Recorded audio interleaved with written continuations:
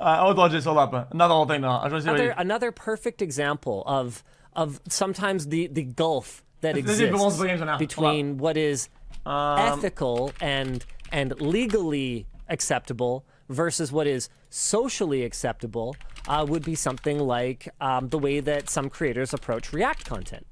And I know this is gonna be a hot spicy potato. There's gonna be a hot take. Oh, I can't believe he's talking about this, but it's like it's actually pretty cut and dried, right?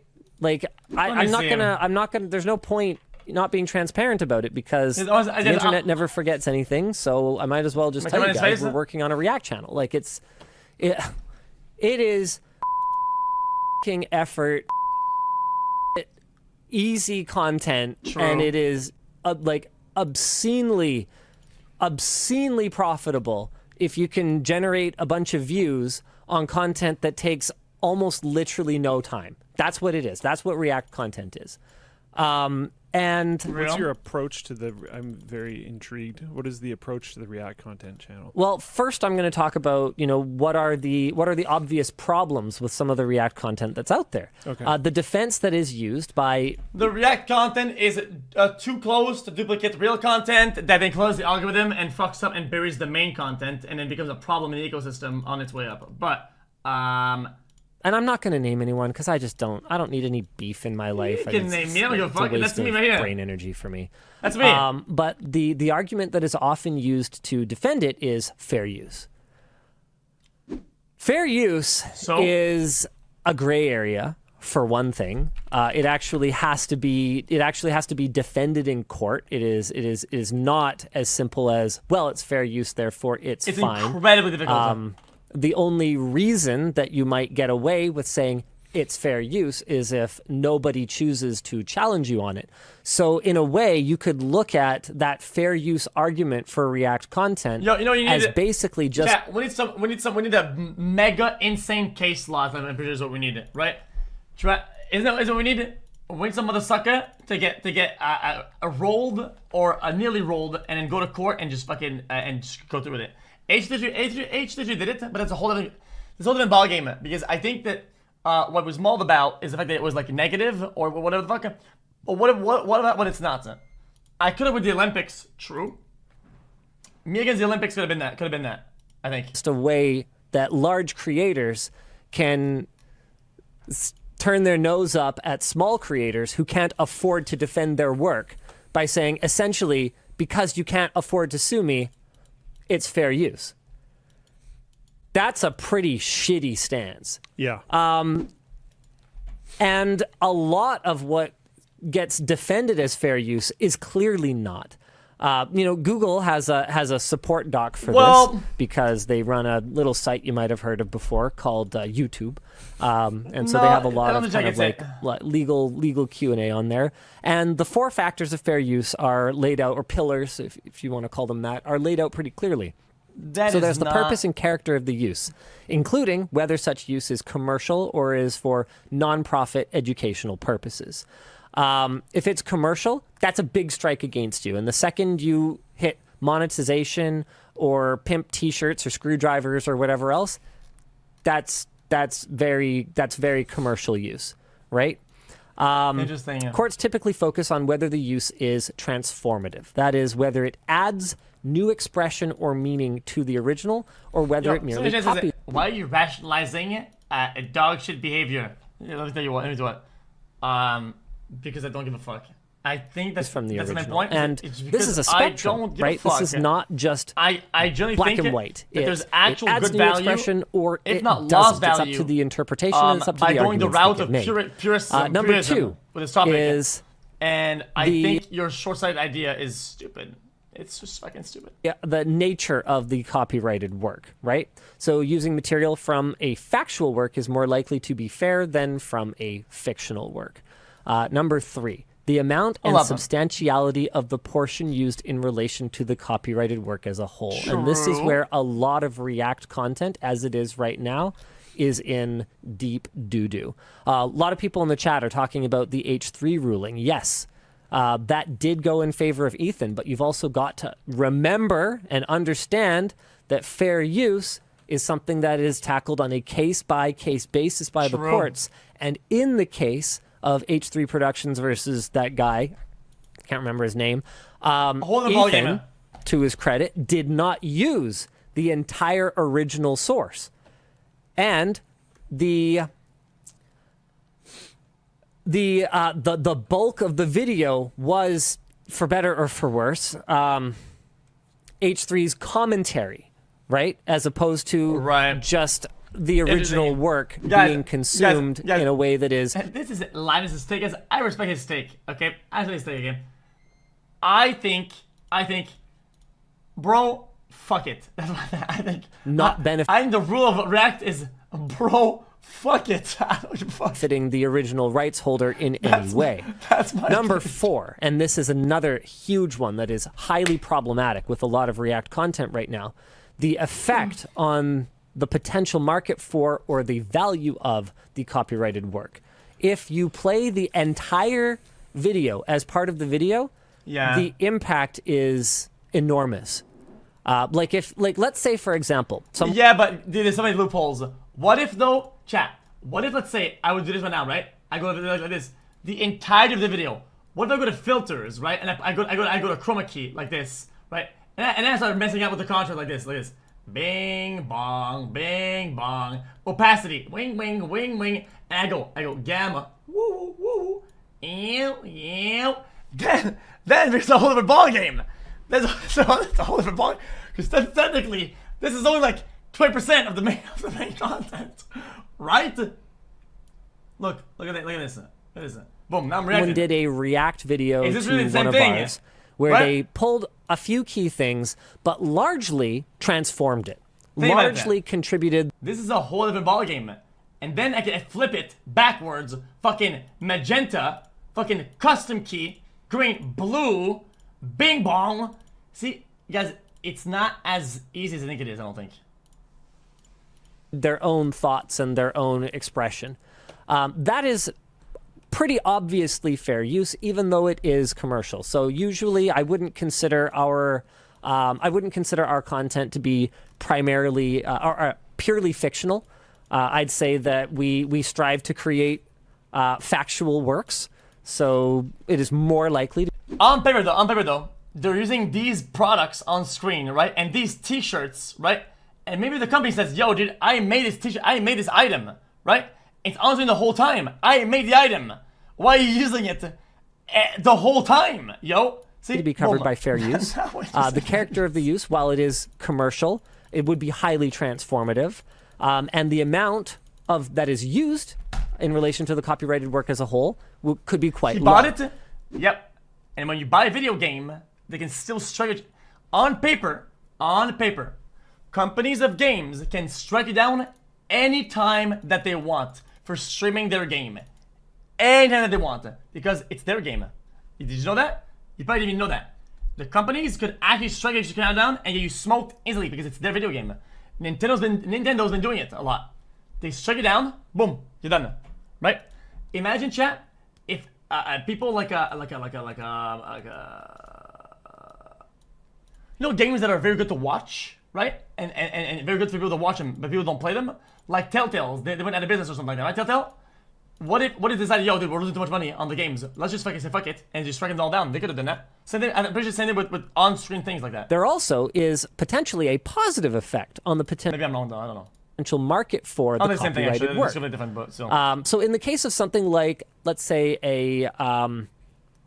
let's stick with the example that we're using just for the sake of ease of following along. So if you only provide snippets of the original video, but explicitly in your content you say, but there's some key parts of it that you should go check out. I've got it linked down below. There's a much stronger argument for fair use. As it is right now, if you upload a video that is essentially the entire original work for profit for yourself with some chunks where you respond to or react to or talk over the original work, there is no reason whatsoever to go watch the original work. And so you'll see these large creators that are getting, in some cases, many times the viewership of the original work at the cost of the original work. And I honestly don't have the solution to this right now.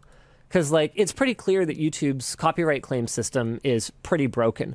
Like, even if something was clearly not fair use, you know, I don't necessarily think that I would be entitled to 100% of the revenue, which, to my knowledge, is the only way you can copyright claim something. You basically just say, I think that's all mine. Or you can... I'm not kidding. This sounds really fucking dumb, okay?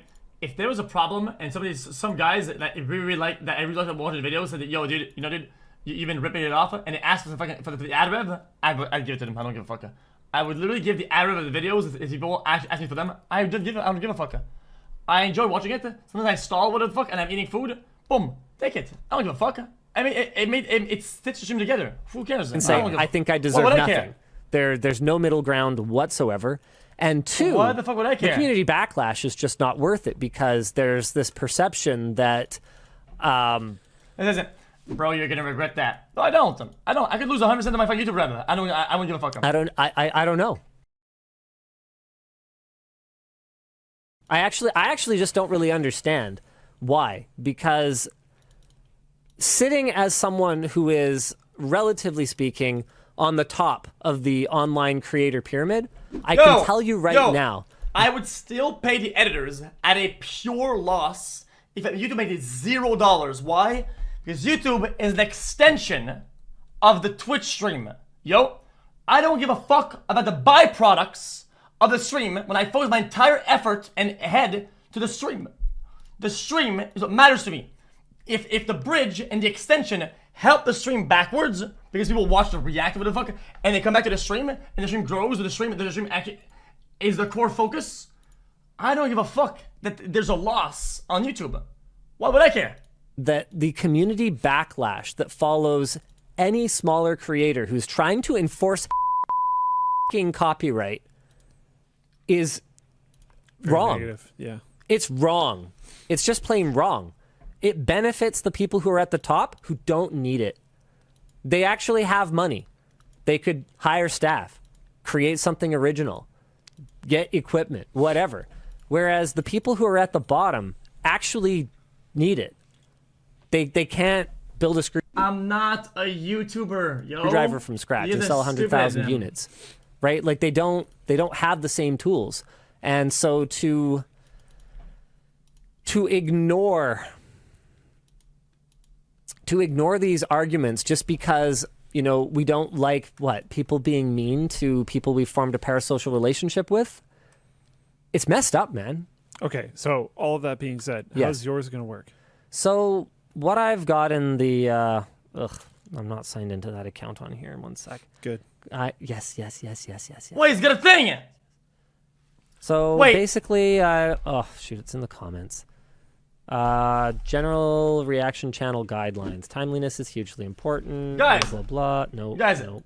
But if you didn't know, he's calling me right now. I gotta pick up. Hold on. Okay. That time someone reacted to one of our things. Yeah, it was really interesting. So again, as a content creator, I have actual numbers for how beneficial reaction content is to the original creator. The answer is much.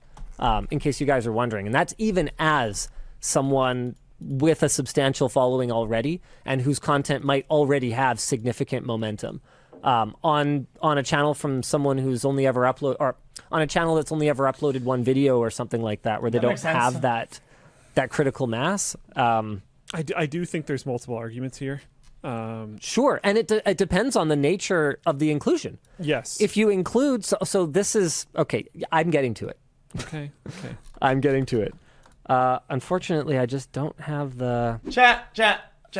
Basically, guys, there's a massive argument to be made. Okay, that a lot of people that usually watch these videos with the reactors wouldn't watch it themselves, and actually might give it a try next time, right?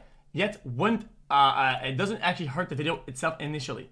There's the point that people always forget, is that everybody is so focused and hyper focused on the concept of cannibalism, okay, that they don't understand that these concepts are not subtracting, they're additive, and that's where the argument falls flat.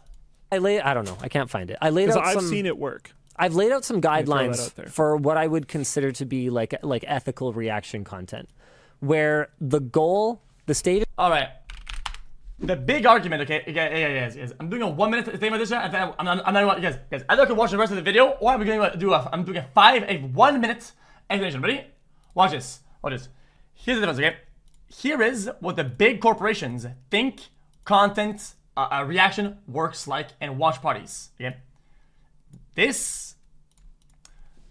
Chat, this is what I should make a decent video. This is what, you know, chat? You want me to be original, chat? You want to say, yo, dude, make your own content, dude, stop reacting. Hey, I'm making my original content. Here's a paint piece for you, okay? Here is the way that corporate view content, movies, whatever you call it, okay? Here's how corporate sees it. This is their content, right here, okay? They made this, okay? Whatever you want to call it, dude, Disney, or whatever the fuck, big dudes, YouTubers, whatever the fuck, okay? Any of it. Then we're gonna go ahead and put this we're gonna put it in size 36. 40. I'll put it in white. Right. Content. Okay. You see it here? This is the content, and this is how the corporate sees it. Oh wow, guys, look at our content. Then I'm coming through, right? I'm coming through. I'm the dumb fuck.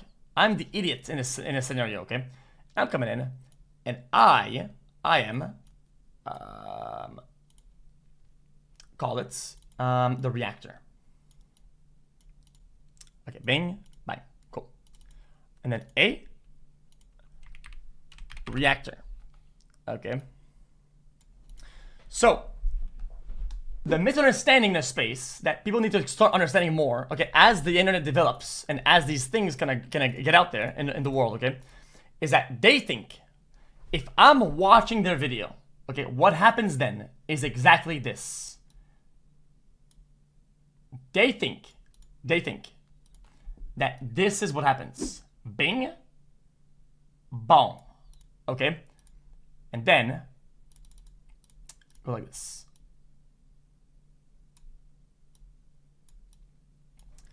They think this is what they think happens. And also, very much importantly, this is super important. They think that one this exchange has been done, what I just said, right? So this is step 1. Now, step 2, they think this is what actually happens after step 1. Bing. Bing. So now this is the result of step 2.